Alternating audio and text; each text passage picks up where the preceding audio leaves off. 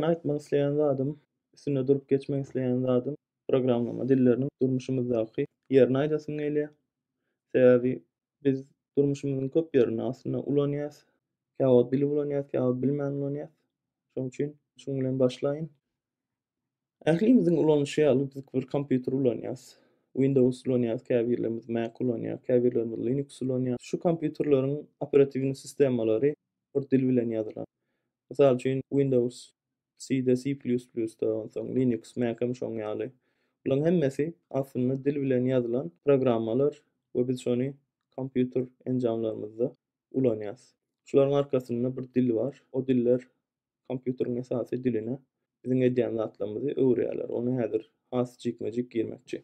Mysal üçin kompýuterde iň köp ulanylýan programmalarymyzyň biri Photoshop. Aslynda köp adam şeýle ulanýar, Photoshopy dizayn edýär, surat üýtgedýär, zat edýär. Ýöne aslynda şoň arkasynda bolup geçýän zatlar hemmesi dil arkaly kompýutere berilýän instruksiýalar. Ýani Photoshop bir dil bilen ýazylan, ýöne bize şol görünen ok. Bize Photoshop interfeýs berýär. Photoshop programmasyny düzen Adobe mysal üçin bize şuň ýaly interfeýs beripdir. Onsoň biz şonu bir zady basamyzda arkasynda bolup geçýän zatlaryň hemmesini bir dilde ýazylan zatlar edýär. Mysal üçin Photoshop C++, onsoň Pascal dillerine ýazylan mysal üçin. Ýene bir mysal Android we iOS operating sistemleri. Biz şimdi hemmämiz telefon, tablet ulanýas we hemmämiz bir Android ýa-da iOS, iPhone ýa-da iPad bardyr. Şolaryň hem operating sistemleri bir dille ýazylan. Mysal üçin Android Java'da ýazylan, iOS bolsa Objective-C we Swift dillerine ýazylan. Başga dillerde de elbetde käbirler ýazylan bolupdyr, ýöne esasy ýazylan dilleri şular. Dilleri ýene köp ulanýan ýerlerimiziň biri elektronik enjamlar. Elimizde dakýan sagatymyz, haladilnigimiz, telewizorymyz, onsoň mikrowewimize çenli şu elektronik enjamlarda, fotoaparatlarda, hatda oýunjaklarda hem köpsine bir dil ulanylýar. Ýani diýjek bolýan zadym dil durmuşymyzyň ähli ýerine iň köp ulanylýan zatlaryň biri. Biz bilsegem käwagt bilmesegem şoň ýaly. Indi application ýasalanna dil bilen ýasalýar elbetde. Biziň temamyz bilen baglanşykly desktop applicationlary we web applicationlaryna gelmekçi. Desktop ýa-da web applicationlar we şularyň tapawudyny aýdyp geçesim gelýär ilki bilen. Desktopda ýazylýan applicationlar. Mysal üçin ýanky aýdyp geçenim ýaly Photoshop bir desktop applicationy. Ýa-da bolmasa kompýuterde ulanýan ähli programmalarymyz, bular desktop application diýip geçýär. Onsoň desktop applicationlar köplenç enterprise firmalarda ulanylýan, mysal üçin banklarda, bannisalarda entäm desktop applicationlar ulanýan bar. Ýöne bular azalýar indi. Olaryň köpsi web applicationlara geçip başladylar. Web applicationlar has meşhur şu günlerde we ösüp barýar we muň sany gaty ýokarlandy. Web application diýemizde internetiň üstü bilen girip bolýan we ulanyp bolýan ähli applicationlary göz öňüne tutup aýdýan. Muň içine browserdan girýän applicationlarymyz hem girýär. Kompýuterimiziň içine girip browsera girýär, mysal üçin Twitter, Instagram ýaly. Ýa-da bolmasa telefonna, tabletimizde girýän applicationlarymyz hem web application diýse bolar. Olara mobile application hem diýilýär. Ýöne esasy internetiň üstü bilen girilýäni üçin bulara web application diýip geçýär. O men esasy üstüne durup geçmek isleýän zadym web applicationlary. Sebäbi şu gün bir program ýerine dilini öwrenjek bolsaň esasy web application'a ýazylýar. Elbetde desktop application'a da ýazylýan ýerleri bar. Ýöne biziň esasy o temamyz däl. Umumyň aýdamyzda diller gatykän käbirlerini şu ýerde ýazdym, meşhurlaryny şu ýerde ýazdym we şulara aýdap geçmekçi. Python mysal üçin data science-de iň köp ulanylýar. Ine data science-da däl köp ulanýan dilleriň biri Python. Iň ulanýan kompaniýa da Google diýip bilinýär. JavaScript dili gaty meşhur dil. Browserda esasy ulanylýan dil, ýazylýan dil. C#, PHP, onsoň C++, bular hem meşhur we güýçlü diller. Swift mysal üçin Apple'ın ulanýan dili. Ruby ýene bir şu dillerden biri. Go, SQL esasy database'den informasiýa almak üçin ulanýan dil. We HTML, CSS bular hem frontend'de häzir agzap geçmekçi ulanylýan diller. We ýene beýleki diller. Gaty köp dil bar. Olaryň hemmesini bärde agzap geçerden bu gysga videomuz az bolar, şoň üçin geçmekçi. Ýene bir belläp geçmek isleýän bir zadym, dilleriň köpsi C we C++ diline ýazylan. Mysal üçin ýanky JavaScript diýdik, C# diýdik, Ruby diýdik ýa-da beýleki dilleriň köpsi şu iki dilde ýazylan. Elbetde şol bir dil, mysal üçin Java'nyň köp ýeri mysal üçin Java'da ýazylan bolup biler ýa-da JavaScript'in käbir ýerleri ýene şol JavaScript dilinde ýazylan bolup biler. Ýöne umumyň aýdymyzda şu dil ikisini gaty köne we güýçlü dil. Şoň üçin şu diller beýleki diller ýazmak üçin köp ulanýar. Aslında bu dillerin köpsi adam düşünsün diýip ýazylan kompýuter enjamlarynyň düşünýän dili binary diýip bir kod bar, kompýuter enjamlary şoňa düşünýär esasy. JavaScript'de de düşünen ok ýa-da bolmasa C++'da da aslında gönü kompýuteri düşünmeýär. Bärde kompýuter diýende operating sistemleri aýdamak esasy kompýuter enjamlaryny göz öňünde tutýan. Muňa mysal berip, mysal üçin men adym kompýuterde duranda şu 0100010 şu 0-1'lerden ibaret şu sifirleri men adyma deňşi. Gurban diýip ýazylanda kompýuter öz içinde RAM'de bolsun ýa-da CPU'da bolsun ýa-da şu storage ýerine şu 0-1'lerden ibaret bolan sanlary goýýar. Kompýuteriň düşünýän esasy dili ine şu. Ýöne Java ýaly, C ýaly diller insanlar şu kompýuteriň düşünjek diline üýtgedip ýa-da arasynda bir dil bolup bilýär, mysal üçin assembly ýaly diller. Şeýle üýtgedip insanlar şu 0-1'leri öwürilýär hemme zat. Binary diýilýär muňa da. Men gaty köp müňsüne durasym gelenok, bizim temamyz bulam däl. Ýöne kompýuterler diller barada maglumat bermek isledim. Dowam edýän. Esasy programmering diline ýazýan, bir zady kodlaýan, programma ýazýan adamlara software developer diýilýär. Başga da atlar var, software engineer, web developer hem diýilýär. Webde esasy ýazýanlara. Programmer hem diýilýär we başga da bir näçe atlandyrylşy bar bular. Indi bizim esasy üstünde durjak zadymyz web application'lar, website'lar olan üçin o şerde ýene bir welek geçmek isleýän zadym web application diýemde, website diýemde internetde ýazylan we login bolunup bilinýän bir website we da web application diýerse. Indi bu internet üçin, web üçin ýazan application'larymyz ýazýanlara backend we frontend developer diýip iki aýrylýar. Backend we frontend developer kim? Näme iş edýär? Şonuň üstünde durmakçy. Backend developerlaryň ýazýan esasy dilleri Python, Java, C#, Ruby, PHP ýaly diller. Bu diller esasy arkada website'in näme görkezjegini, näme etjegini aýdýan we şolaryň instruksiýasyny ýazylýan dilleri.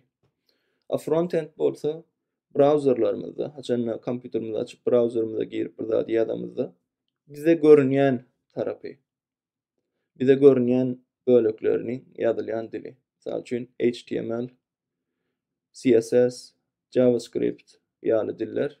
Bular esasy bize görünýän tarapynyň ýazylýan, odanlyk üçin ýazylýan, misal üçin HTML, CSS ýa-da JavaScript da bize animation etip berýär zat edýär. Ýa-da şu bizim şu informasiýany ulanmamyzdan satlaşdyrýan diller. A backend bolsa frontendde bir zat edemizde bize näme maglumatyň berilmelidigini ýa-da görkezilmelidigine karar berýän dilleriň ulanylýan bölegine de backend diýilýär. We şoň üçin hem backend we frontend developer diýip ikisini kär bar we olaryň belläp geçmeli zatlardan biri, esasy bilinmeli zatlarymyzdan biri. Biram full stack developer diýip bir zat bar. Full stack developer backend hem frontend de ýazýan, şo dilleri bilýän developerlara full stack developer diýilýär. Bular gysgaça şeýler. İkisini bilýänlere full stack diýilýär. Indi näçe dil bilmeli diýilen sora mysal üçin bolmanyny bir backend dili, onsoň köplenç developerlar köplenç HTML, CSS ýaly frontend dillerinden ýa-da JavaScript ýaly dilleri bilip bilýärler. Ya buram backend dili bilmek maslahat berýän, bir backend dili bilmek gerek bir programist üçin. Elbetde birden köp dil bilseň, özüňe az peýdaly bolup biler. Haýsy dili öwrenmeli? Şu sorag ama iň köp soralýan soralardan biri. We bu soragyň elbetde jogaby her kime görä üýtgeşik bolup biler. Her kim muňa üýtgeşik jogap berip biler. O her kimiň tejribesine görä üýtgeşik jogaplar bermek mümkin. Ýöne meň tejribeme görä berjek jogaplarym häzir şu ýerde aýtmakçy. Birinji aýtmak isleýän zadym, her bir dil bir problemany has gowy şekilde çözmek üçin esasy döredilen. Ýa-da başga bir şekilde aýtsak, hemme dil şo bir problemany köplenç çözüp bilýärmi dama däl, köplenç şo bir problemany çözüp bilýär ýa şo bir zady edip bilýär. Ýöne käbir diller käbir zatlary has gowy etmek üçin döredilen. Misal üçin käbir diller has çalt bolsun diýip, şoňa görä has köp üstüne durulyp şo tarapyna üns berilen. Käbir diller bolsa has aňsat bolsun diýip şoň üstüne durulan. Şoň üçin nähili dil öwrenmek isleýäniňiz we şoňa meňzeş käbir kriteriýalary bar. Şo kriteriýalara görä haýsy dil öwrenmeli diýilen soragyň jogabyny tapmak üçin size biraz kömek etmekçi. Haýsy dil? Indi ikiye böldüm bu soragyň jogabyny. Birincisi, ilki başda birinji dil öwrenýän şu mahal diýen adamlara. Birinji dil öwrenýän adamlara men diýjek zadym, mysal üçin okuwçy bolsaňyz ýa-da üniversitede dil öwrenýän bolsaňyz diýeli, ýa-da üniversitede kompýuter okuýaňyz ýa-da bir kursa gidýäňiz diýeli kompýuter ugruna. Ýa-da özüňiz öwrenýäňiz diýeli. Birinji soru aýtjak zadym, sorajak soragym, okuwňyz haýsy dil öwredýär? Mysal üçin okuwda Java öwredilýän bolsa, Java bilen başlamagy maslahat berýär. İkinji aýtjak zadym, size öwredýän biri barmy? Mentoruňyz barmy? Bir dili birinden öwrenip bilýäňizmi? Bir soragyňyz bolanda sorap biljeňiz ýa-da bile şo bir problemany çözmek üçin üstüne işläp biljeňiz bir adam barmy? Oşol adam bar bolsa, ol haýsy dili bilýär? O esas soralardan biri. Oşol adam şo dili bilýän bolsa we o dilem ulanylýan bir dil bolsa, ona şo dili öwrenmegi maslahat berýär. Üçüncü aýtjak zadym, öwrenjek diliňize giriş aňsatmy. Ilaytada siz computer science ýaly kompýuter ugrundan okumadyk bolsaňyz, bir dili öwrenmäge başlamak sizin üçin kyn gelip biler. Şoň üçin başlamagy has aňsat bolan dilleri maslahat berýän. Python, Ruby ýaly diller. Dördüncü aýtjak zadym, öwrenjek diliňiz giňden ulanylýarmy? O dil industriýada, opşan marketde kompaniýalar o dili ulanýarmy? Şoňa seretmeli. Beşinji aýtjak zadym, dil özgerdilýärmi? Ýani dil gaty köneleşip hiç wagtdan täzelenmeýän bolsa we ösdürilmeýän bolsa, o dil gaty köp dowam etmän biler. Bu iň soňky aýtjak zadym, oşo aýdan hemme zatlarynyň netijesinde özüňiz bir karara gelmeli bolýaňyz haýsy dili öwrenmek barada. İkinji bölegi haýsy dili öwrenmeli diýilen soragyň ikinji bölegine jogabym, bir dil bilýän ýöne bir dil öwrenmek isleýän diýenler üçin. Muň bilen baglanyşykly men birinji diýmek isleýän zadym, siz işiňizde haýsy dil ulanylýar? Men birinji şoňa seredelim. Eger işiňizde bir dil ulanylýan bolsa, şo diliň üstüne çuňlaşmaňyzy maslahat berýän. İkinji aýtjak bolýan zadym bu meselede, misal üçin täze işe girdiňiz. We ol iş haýsy dili talap edýär, şoňa seretmeli. Käbir men tejribemden şeýle bilýänlerim bar. Tanışlarym misal üçin bir Java dilini bilýärler. İşe baranna biz diýär Python ulanýas diýär. Ýöne diýär, seni işe alýas, öwrenersiň diýär. Onsoň ol adam gidýärde 5-10 ýyllyk öwrenen Java'synyň üstüne Python öwrenýär we ulanýar şo ýerde. O mudamada hökmen bir dili bilmeli ýa-da şu dili bilmeli, o dil bilmeli diýip käbir ulu kompaniýalar esasen köp kompaniýa bir dili bilýän bolsaň, beýleki bir dilem öwrenersiň diýen pikir bilen sizi işe alýarlar. Hökmen şu dili bilmeli diýip duranoklar. Misal üçin men öz işimde men özüm Ruby dilini ulanýan we Ruby dilini işte de ulanýar. Ýöne käbir proýektlerimizde başga bir dil ulanmaly boldy. Şonda bolsa başga bir dil öwrenmek. We bu bolýan zat. Ýene bir aýtmak isleýän zadym dil moda diýip öwrenmege maslahat beremek. Moda bolýan käwagt gelip geçen diller bar ýa-da gelip şöýde durýan dillerem bar. Bir dil moda şumal iň köp meşhur dil diýip öwrenmege maslahat beremek. Ýok işiňizde ulanıljak bolsa ýa ulanylýan bolsa, onu öwrenmege maslahat berýän. Meniň esasy berjek bolýan maslahatym bir dili bilýän bolsaňyz, şo diliň üstüne özüňizi çuňlaşdyrmak. O dili iň gowy şekilde bilmäge synaşmak. Bir dili gowy öwrenmek zerur. Soň ikinji, üçünji dilleri öwrenmek aňsat öwrenseňem bolar, ol kyn zat däl. Esasy zat bilýän diliňizde çuňlaşmaly. Umuman men maslahatym şulardan ibaret. Aýdyşmaýaly elbetde bu meselede her kim üýtgeşik pikirler bolup biler. Şoň üçin her kim üýtgeşik zat aýdyp biler. Bu men size şu dili öwrenin, şu iň gowy dildir diýip maslahat berip bilemok. Muny siz özüňiz öz ýaşaýan ýeriňizde, işleýän ýeriňizde, öz ýagdaýyňyza görä bu dili saýlarsyňyz diýip önänýän. Bu ýene bir goşmak isleýän zadym. Her bir ýazylan diliň konsepti esasy bir meňzeş. Mysal üçin data structure baý bolsa köplenç bir-birine meňzeş bolýar. Sintaksy birazjyk tapawutly bolup bilýär. Ýöne bir dil bilýän adam beýleki dilde de şo diliň şo konseptini bilip bilýär. Sintakslam öwrenmegem gaty kyn bir zatlar. Indi esasy ýerine geleli, şu sapaklarda men özümni şu planlaýan sapaklarymda öwretmekçi bolýan dillerim bar we meniň öz işimde ulanýan dilim bar we 7-8 ýyldan bäri ulanýan dilim bar. Elbetde men öz bilmeýän dilimi öwretip bilmän. Ýöne öz bilýän dillerimi elimden gelýärçe öwretmegi planlaýan. Men esasy bilýän dilim Ruby dili.